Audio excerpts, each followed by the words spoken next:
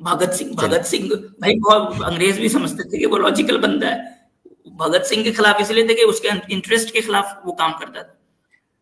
भगत सिंह को कहां से लॉजिकल में घुसा दिया। चलिए संतोष भाई को दीजिए सही गलत को बोलने के आगे लिए। तो संतोष साहब आप जितना बोलेंगे, अभी आपके सामने सीधा सीधा क्वेश्चन है कि आप एक ऐसा रीजन बयान करें जो लॉजिकली इस्लाम छोड़ने का सबब बनता हो।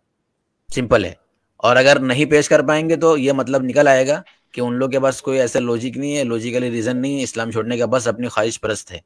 अब बोलें इसको बढ़ाना, आप इसके लिए देखिए, रेडी हैं? बता दो। वाजिदी साहब ने खुद बोला है कि एक्स मुस्लिम के पास 60-70 रीजन है। ठीक है, वाजिदी साहब ने खुद चीज बोली है, आप उनको अभी पूछ इधर बात लीजिए। कीजिए, आप अभी इधर आप उधर मुझे बोल रहे हो कि एक ही यार चीज वाजिद बताओ। साहब ने क्या कहा नहीं कहा मुझे नहीं मालूम। आप अभी आए हो वकालत इधर करने, हो। उनके के रीजन छोड़ते हैं। आप एक उनके रीजन दो उनकी लॉजिकल। उनकी नहीं सुनो, उनके वकालत करने नहीं आया। जो 23% जो छोड़ रहे, तो मैं रीजन पूछ रहा था, तो उसके लिए आपने मेरे को बोल दिया कि जो 1-2 हफ्ते में रिवाइंड करके वो इसका अंग्रेजी में क्या कहते हैं वो देखूंगा।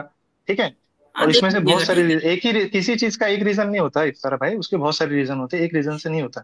बहुत सारे रीजन होते हैं उसकी वजह से। ठीक है। उसमें बहुत एक आध सारे रीजन से रीजन नहीं होते होता। हैं। मैं बता रहा हाँ। हूँ कुछ भी रीजन एक हो आध एक लॉजिकल आध रीजन नहीं। भाई 1000 रीजन हो सकते हैं। हम्म हो सकता है कि भाई आपको पसंद नहीं आया कि गर्लफ्रेंड बनाना मना है इस्लाम में, छोड़ दिया। हो सकता है शराब पीना मना है इस्लाम में, छोड़ दिया। जुआ खेलना मना है इस्लाम में, छोड़ दिया। ठीक है, आपको भाई लाइन मारने में बड़ा मजा आ रहा था, तो इस्लाम मना करता था, आपने छोड़ दिया। 1000 रीजन हो सकते हैं, कुछ भी हो लॉजिकल रीजन लेके आओ, मैं ये कह ऐसे रहा हूँ। देखिए, मेरे दोस्त भी है जो शराब पीते हैं पर वो फिर भी मुसलमान है। उन्होंने धर्म नहीं छोड़ा उनका, वो शराब पीते पर फिर भी वो मुसलमान है, उन्होंने धर्म नहीं छोड़ा, वो तो उनके पता है लिए वो रीजन वो नहीं है। हमारे हमारे जानने हाँ में वो भी है, है लेकिन ना। बहुत सारे हाँ लोग फिर इसलिए भी छोड़ देते हैं कि इस्लाम में शराब पीने का नहीं है, तो चलो छोड़ देते हैं। कम से कम गिल्ट खत्म हो जाएगा ना। वो बेचारा नहीं जो पी रहा है शराब, लेकिन इस्लाम के साथ है, तो कम से कम उसको गिल्ट रहता है कि गुनाह कर रहा है।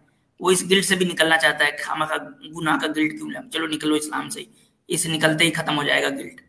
तो वो सब आप लॉजिकल है कुछ तो लेके आओ, नहीं तो यार ये रोना बंद कर दो कि 23% लोग जो इस्लाम से निकल रहे हैं, 20% लोग इस्लाम अच्छा, से निकल रहे हैं।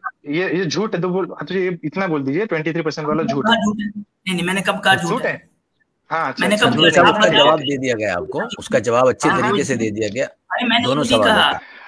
संतोष जनाब 90% छोड़ दें, मुझे हम्म कोई फर्क नहीं पड़ता। आप बताओ 90 हम्म 90 99% लोग छोड़ दें इस्लाम।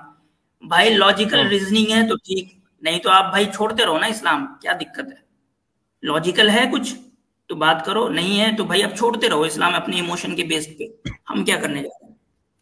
हद इस है पर यार। बात होगी, अच्छा दूसरे तो पर बात आ रही थी, आगे बात आगे बढ़ी थी संतोष साहब से।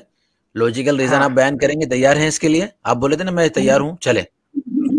और अगर आप नहीं हाँ बयान अभी। करेंगे तो समझा जाएगा तमाम एक्स मुस्लिम जो है वो इलॉजिकल, यानी कोई रीजन नहीं होता लॉजिकली, बस अच्छा उनका। मतलब ये मेरे पे अभी आ गया है कि अगर मैं एक चीज ये कर दूं और उसमें से कुछ हो जाए तो तमाम जो जी है वो आप इलॉजिकल आप जो कर। तो आप वही तर्जुमानी करने आए हो ना उनकी, यही तो कह रहे हो इस्लाम छोड़ रहे हैं तो उसका अब्दुल्ला सबब साहब, रीजन क्या मेरा बना तो है? खुला चैलेंज, ये जिस एक्स मुस्लिम को लेकर आना ले आए, वो अपनी हम्म वकालत कर दे और पूरे सबूत दे हम्म दे कि उसने इस्लाम खुद छोड़ा आ है जाए वो। Logical reason.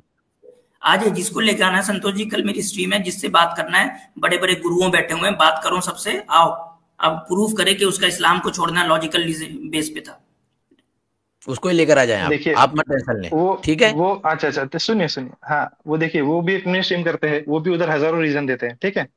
आप उस फिर वही भाई बात है, रीजन की बात नहीं हो रही है, लॉजिकल रीजन की बात हो रही है। आप क्यों नहीं समझते संतोष साहब? छोटी सी बात, अब 1000 रीजन मुझसे हो जाए। किसी किसी का हो अच्छा सकता है कि चलो भाई एक रीजन मुसलमान भिखारी था तो मैंने इस्लाम बहुत छोड़ दिया, कि इस्लाम में मैंने भिखारी है मैंने इस्लाम छोड़ दिया, ये कोई रीजन अच्छा होगा कोई? नहीं हद नहीं, है ये यार। रीजन नहीं होगा, ये रीजन नहीं होगा। अच्छा सुन लीजिए, चलो एक किसी रीजन किसी के लिए मेरे को हो जो सकता लगता है, है मैं बता देता हूँ, वो बड़ा उनके लिए रीजन फिर होता आप है। वही रीजन बोल रहे हैं, लॉजिकल की बात नहीं आ रही है। लॉजिकल बोलता हूँ। बोलो बोलो। हाँ देखिए, जो मेरे नजदीक है, मैंने जब वो सुना, ठीक है, तो मुझे लगा यार ये इलॉजिकल चीज है। जो मेरे नजदीक मैंने सुना वो मैं आपको बताता हूँ। ठीक है, वो जो किस रीजन से छोड़ रहे हैं उनके दूसरे दूसरे रीजन है। ठीक है। उनका वो क्या रीजन रहेगा मैं भी बताता नहीं आपको, पर नहीं मेरे को बता लगा भी। तो बोला कि अच्छा उनका मान लीजिए कुछ कुछ लोगों को हर्ट हुआ रहेगा कि ये आयशा से जो शादी की वो हर्ट हुआ रहेगा, किन किन को सेक्स स्लेवरी से हर्ट हुआ रहेगा, किन किन को दिमाग आधा है ऐसा बोले तो उनके वजह से हर्ट हुआ रहेगा। ऐसे बहुत सारे हर एक लोगों को हर एक चीज मतलब अलग अलग आपने चीजें ये ठीक करती है ना बताया टारगेट। सबको जी। हट होना पता है, ये इमोशन है, ये लॉजिक नहीं है। बराबर। हाँ मैं क्या बोल रहा हूँ, उनके अलग रहेंगे, मेरे को जो आपने लॉजिकल तीन लगा। चीजें दी हैं। आपने 3 चीजें दी हैं, आपको लॉजिकल लग रहा है, थोड़ा प्रूफ करके दिखाओ मुझे लॉजिकल है आपको लॉजिकल लग रहा है, आपका भी तो लॉजिक टेस्ट हो जाएगा। आप तीनों में से किसी एक को, जो आपका बेस्ट आर्ग्यूमेंट हो, तीनों में से किसी एक को उठा लो, आप उसको लॉजिकल प्रूफ कर दो। बोलता मैंने इससे पहले आप थोड़ी 60-30 सेकंड पीछे कर लीजिए। मैंने क्या कहा मैं बताता, वापस सुन लीजिए। मैंने कहा कि उन्होंने पूछा कि वो लोग का क्यों है, तो मैंने कहा कि किसका क्या रीजन हो सकता है मुझे नहीं पता, कुछ कुछ लोग को क्या क्या चीज हर्ट करती है मुझे नहीं पता। ठीक है, जिसके 8-9 साल की बच्ची रहेगी उसको वो शायद मालूम पड़ने के बाद वो जब उस फेज में आएगा तब शायद उसे वो बुरा लगेगा, तब वो शायद वो छोड़ सकता है। तो हर एक के रीजन अलग अलग होते हैं छोड़ने के। अभी उसके ऊपर आपकी टर्म्स एंड कंडीशन। बात समझ नहीं आ रही, बात समझ नहीं आ रही। दावा आपका ये है कि हमने इस्लाम को इलॉजिकल पाया, लॉजिकल बेस पे हमने इस्लाम छोड़ दिया। मैं तो कह ही रहा हूँ भाई कि वो इमोशनल, मैं आप जिसकी वकालत कर रहे हैं उसकी बात जो लोग छोड़ते हैं 23% लोगों की वकालत कर रहे हैं ना, मैं उसकी बात कर रहा हूँ। तो हम तो पहले दिन से कह रहे हैं भाई कि वो इमोशन के बेस पे छोड़ते हैं, तो आप भी तो वही कह रहे हो कि इमोशन उनका हट हो गया तो वो छोड़ दिया। तो हम तो ये बात कह रहे हैं और आप भी वही बात कह रहे हो। हाथ मिलाओ फिर हमारे साथ कि सही है, हम सही कहते हैं, वो हट हो गया वो छोड़ दिए। हट होता रहे, आप छोड़ दो। चलिए, तो मतलब आपने साबित कर दिया कि इमोशनली रीजन है, कोई लॉजिकल रीजन नहीं है। अच्छा, आप बोले आप, ठीक है। संतोष साहब, मेरे ख्याल से दूसरे कॉलर्स भी बहुत सारे हैं, बात भी आपसे हो गई है। नेक्स्ट टाइम आपसे मुझे बोलने दीजिए, 2 अब मिनट मैं बोलने दीजिए, भी नहीं दे पाऊंगा, माफी चाहूंगा आपसे। अच्छा, मैं इलॉजिकल, मेरे हिसाब से जो इलॉजिकल वो बताता हूँ मेरे हिसाब से। चलो नहीं, मैं बताता हूँ ना, मैं हदीस से बताता हूँ, हदीस से बताता हूँ। अरे मेरा भाई, फिर अभी 1 मिनट। हाँ आसिम भाई, अभी आपको जब लॉजिकल पूछने लग गए तो आप कह रहे कि भाई मैं तो छोड़ा नहीं, वो छोड़े हैं, फिर वहीं चले जाते हैं। अभी हदीस पे पकड़ूंगा, फिर बोलेंगे मुझे हदीस नहीं आती। भाई हदीस तो वो पेश करते हैं एक्स मुस्लिम। तय कर लें पहले आप अपना वो बैकग्राउंड की, फिर आप इनसे बात नहीं, अब ना करिए। लॉजिकल पता नहीं, अब इनसे देखें, मुझे नहीं लग रहा कि हम बात लेना चाहता हूँ संतोष साहब। मेरे हिसाब से इलॉजिकल बताता हूँ मैं आपको। मैं बता रहा हूँ संतोष साहब, सेंटेंस है ना, ये सेंटेंस ही असल में बुनियादी तौर पे दिखा रहा है कि आप नहीं जानते लॉजिकल इलॉजिकल क्या हो रहा है। ये कह रहे हैं मेरे हिसाब से लॉजिकल इलॉजिकल। भाई लॉजिकल इलॉजिकल लॉजिक के हिसाब से होता है। लॉजिक एक पूरा ब्रांच है पढ़ने का, जिसको मंतिक कहते हैं। आइए संतोष साहब, मैं आपको लेता हूँ, ठीक है। अब ये रिमूव कर रहा हूँ। लॉजिकल जो है वो पूरा एक प्रोसेस है उसको प्रूव करने का। मेरे हिसाब से ये गधा जो है वो घोड़ा लगता है, तो भाई मेरे हिसाब से कुछ भी लगता है। अब दुनिया में देखे ना मुफ्ती साहब, ऐसे लोग पैदा हो गए हैं कि उनके हिसाब से एक पेनिस वाला जो है वो एक औरत हो जाता है। सोच लें, तो दुनिया को ये भी लग रही है कि एक पेनिस वाला मर्द हो सकता है। कुछ भी लग सकता है, आपको लगता रहे। हमारे साथ जो है योगेंद्र हैं, आरजे हैं, सनातनी मौर्य हैं, बहुत सारे हमारे हिंदू भाई आ गए हैं। तो अब आसिम भाई की सकत के ऊपर आसिम भाई अगर टाइम दे तो साथियों की करके लेता हूँ। सर ज्यादा टाइम ना ले, 12-6 हो गया, 5-5 मिनट टाइम फिक्स कर दें।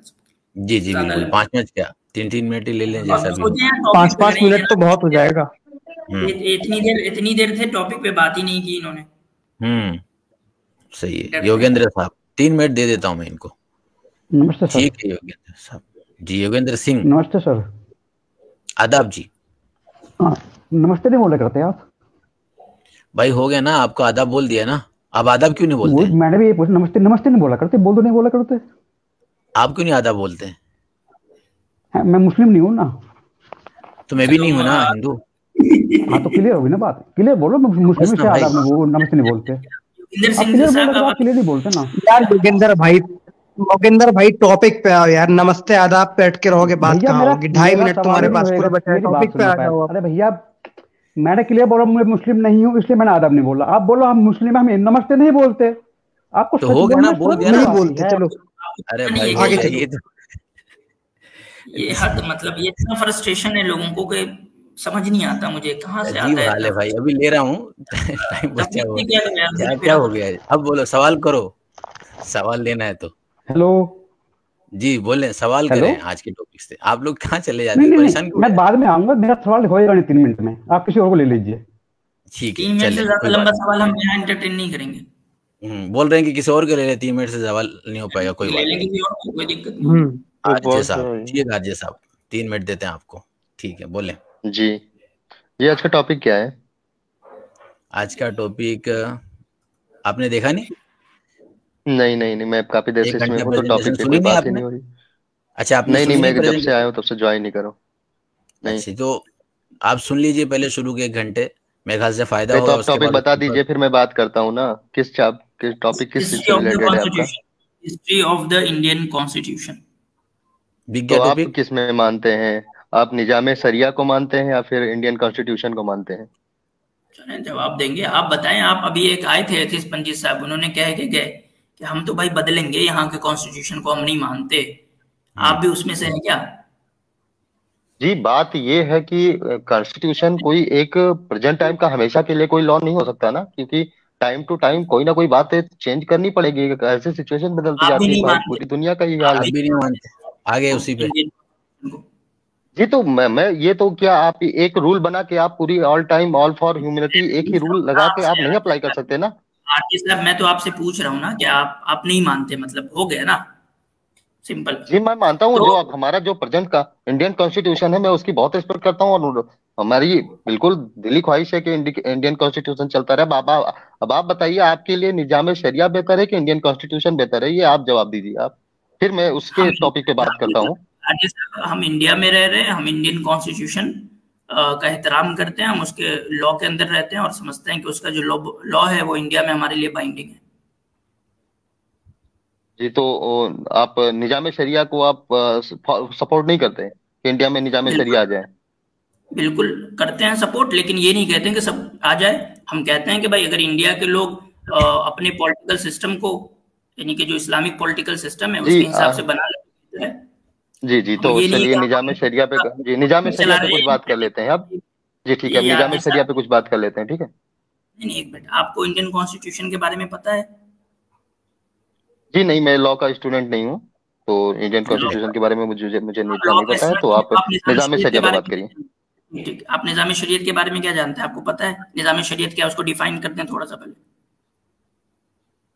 जी, अल्लाह और रसूल के कॉल पे जो किसी कंट्री का निजाम चलता है उसी को बोलते हैं शरिया।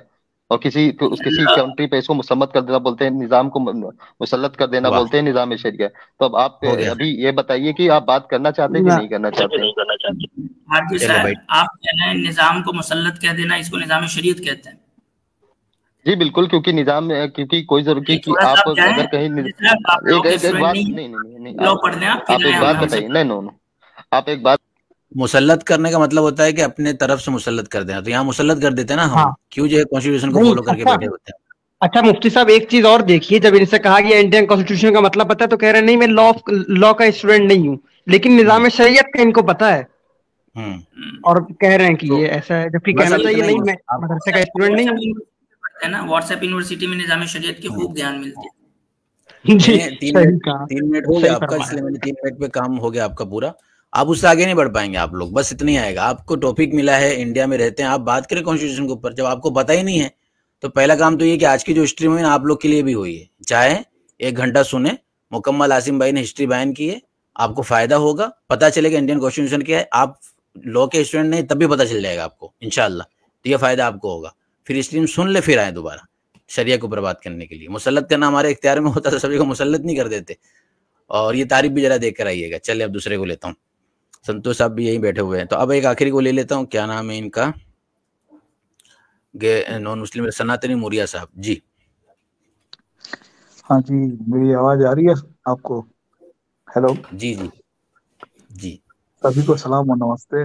और बहुत अच्छा लगा एटलीस्ट कि कोई तो इंडियन चैनल है जो कम से कम इंडियन इंस्टीट्यूट की बात करता है। मुस्लिम मुस्लिम चैनल जो आप कर सकते हैं यूट्यूब पे, जो एटलीस्ट रिपब्लिक डे की बारे में बात कर रहा है, तो अच्छी शुरुआत है।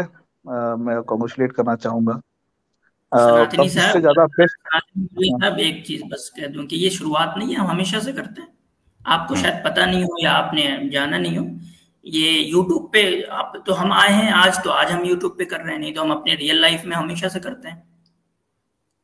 एक स्टेप और एक और काम नहीं, मैं कीजिए ये बात आप। कह रहा हूँ सनातनी मौर्य साहब, मुझे पता नहीं, मुझे लगता है कि बहुत सारे लोगों को ये प्रोपेगेंडा कर दिया गया है कि ये मुसलमान लोग तो ऐसा कुछ करते नहीं है ना, तो ये इंडिपेंडेंस डे के बारे में कुछ करते हैं ना रिपब्लिक डे के बारे में कुछ करते हैं।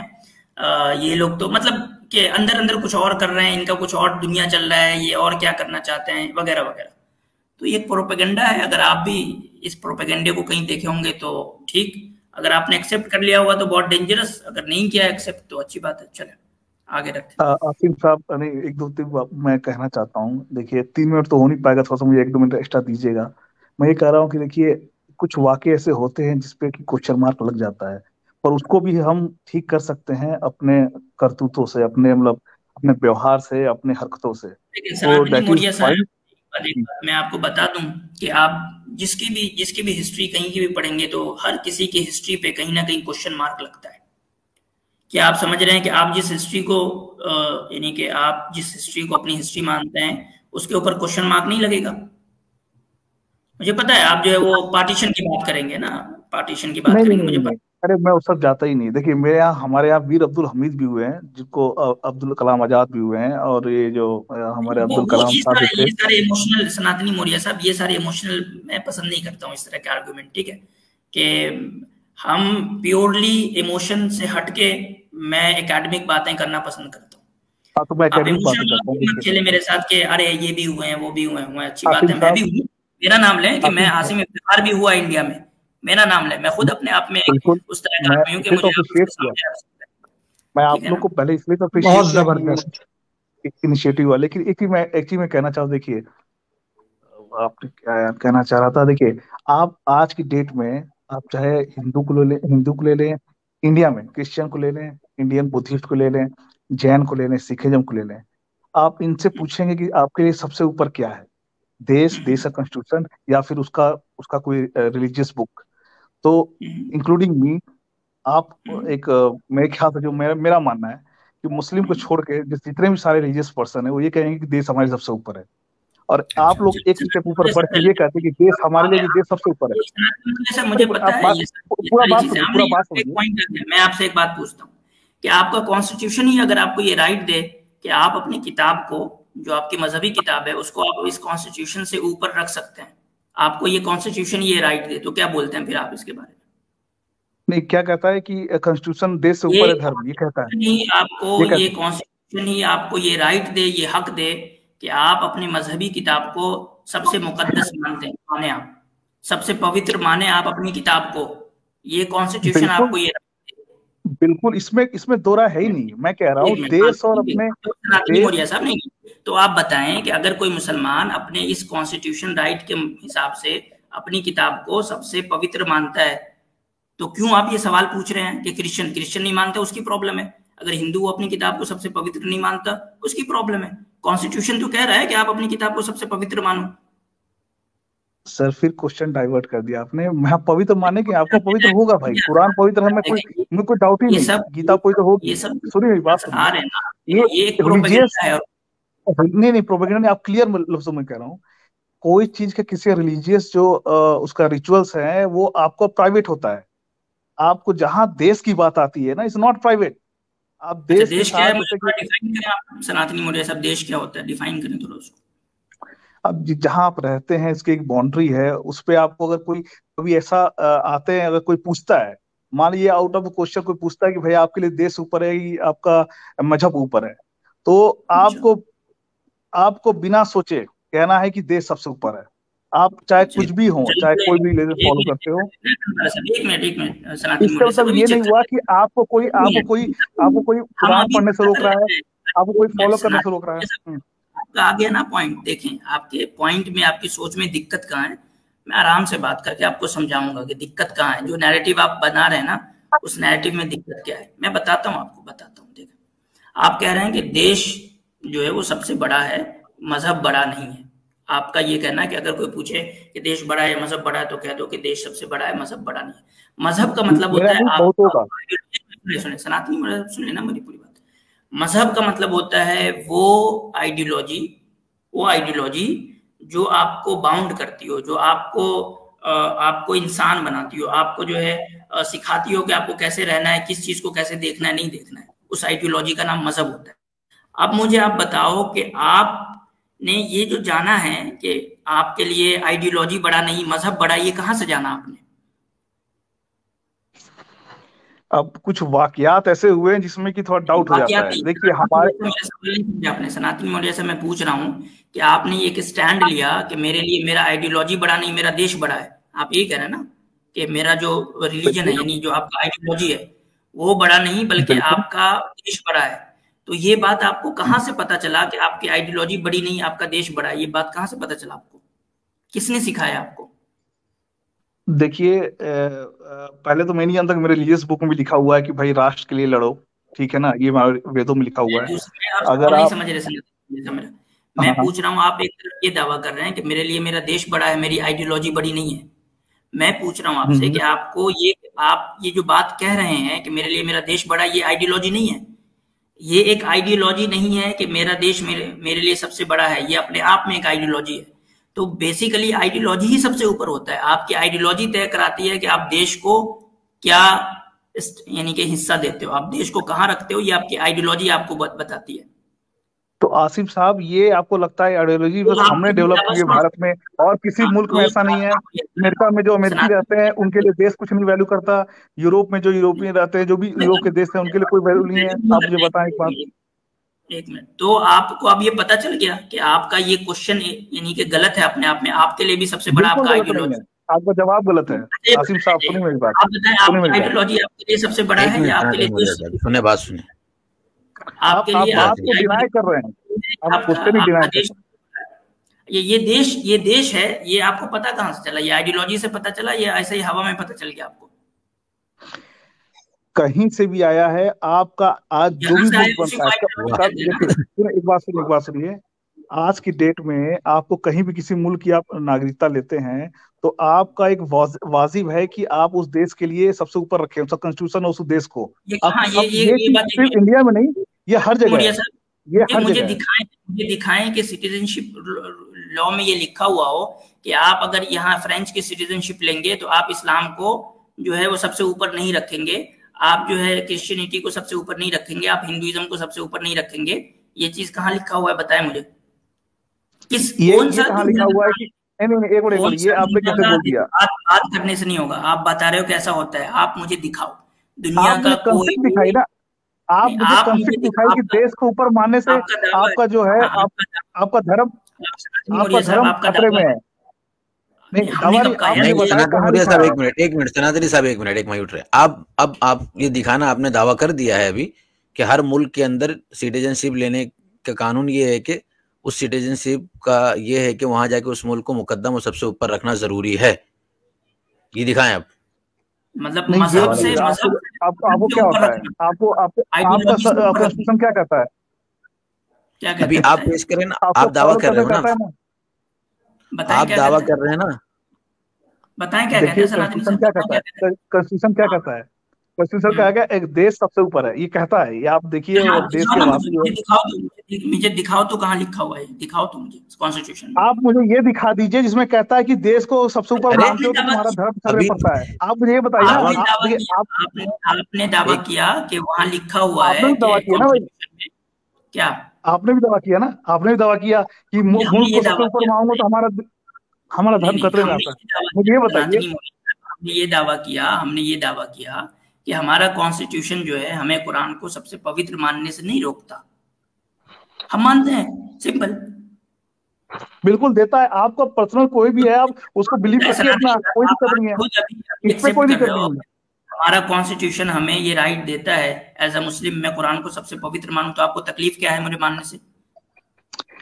ये क्वेश्चन है ही नहीं। क्वेश्चन ये है कि आपका जो धर्म है और हमारा जो देश है उसमें अगर किसको सबसे ऊपर रखना हुआ, ये मैं बोल रहा हूँ। इसको आप क्या कहते हैं? एक मिनट, इस पे आप दावा कर रहे हैं ना, आपका जो देश एक बात सुनिए, आपके अंदर क्या ये आ रहा है मन में कि अगर मैं देश को सबसे ऊपर मांगू तो मेरे कुरान की बेइज्जती हो जाएगी? बिल्कुल नहीं, आप उसे फॉलो कीजिए। कौन कह रहा है? एक मिनट सुनो यार, पूरी सनातनी साहब, आपको ये पता कहाँ से चला कि आइडियोलॉजी आपकी जो देश है वो सबसे बड़ा है, आपकी आइडियोलॉजी से भी बड़ी चीज है?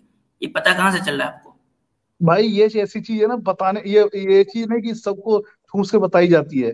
जब एक जो इंसान है जो पैदा होता है ना, बाय डिफॉल्ट वो देश का नागरिक है। आप इस देश में पैदा होते हैं, आपकी आइडियोलॉजी से भी बड़ा आपका देश है, ये मुझे बताओ कहाँ से पता चला आपको? भाई एक फंडा है, आप समझिए इस बात को, जो देश से पैदा होता है सबसे पहले वो देश का वासी होता है। आप एक बार समझिए, एक बात सुनिए आसिफ साहब, आप जब इस देश से पैदा होते हैं ना, तो आपको बाय डिफॉल्ट उस देश के नागरिक बन जाते हैं। इस देश से पैदा होते हैं आप, मतलब कि अगर आपका खुद यहाँ पे है, किसने कह दिया यहाँ आपको? पैदा सनातनी होते हैं, मीडिया तो आप आपको इसमें पता है, पढ़ने से पहले आप हम जिस सिस्टम में रह रहे हैं, जिस देश में रह रहे हैं, पूरा दुनिया का जो सिस्टम है वो सोशल कॉन्ट्रैक्ट के सिस्टम पे चलता है। पता है आपको ये बात? वो चलता है, पर देश की एक बाउंड्री नहीं है, पता है उस आपको? पता बाउंड्री है में कि आप पैदा होते हैं तो ये जो बाउंड्री है जो देश की आज खींची हुई, वो बनता कैसे पता है आपको? किसने बनाया है वो बाउंड्री? देखिए, कैसे भी बना हो, वो बाउंड्री कैसे किसने भी बनाया बना है? हो, मेरा क्वेश्चन ये नहीं कैसे है भी नहीं ये बना, देश कैसे बनता है। वो बाउंड्री आपका किसने बनाया? देश एक डिफाइंड है। आप आसिम साहब, भाई एक ये क्वेश्चन, देश क्लियर क्वेश्चन है। डिफाइन किसने किया है? ये देश किसने डिफाइन किया है? अब ये सब क्वेश्चन कोई मतलब नहीं है। आप आज ऐसे भी नहीं इस देश में रहते हैं, कल को जाके आप किसी दूसरे देश में रहते हैं, ये आप असल कल यही को है ना किसी दूसरे देश मसला। चले आते हैं। आप लोग जड़ बस में सनातनी क्वेश्चन साहब आपके पास 1 मिनट है, समझ लें। अभी चलिए आपने ठीक है। जो अभी देखिए मुस्लिम दावा किया उस पर तो देखिए, दलील नहीं दे पाए, और समझ बैकग्राउंड नहीं आती बात कि एक मिनट, ये दावा दलील की बात ही नहीं है यहाँ पे। आप बस सिंपल क्वेश्चन था मेरा कि आप सबसे ऊपर देश को रखते हैं या नहीं। सिंपल सी बात है।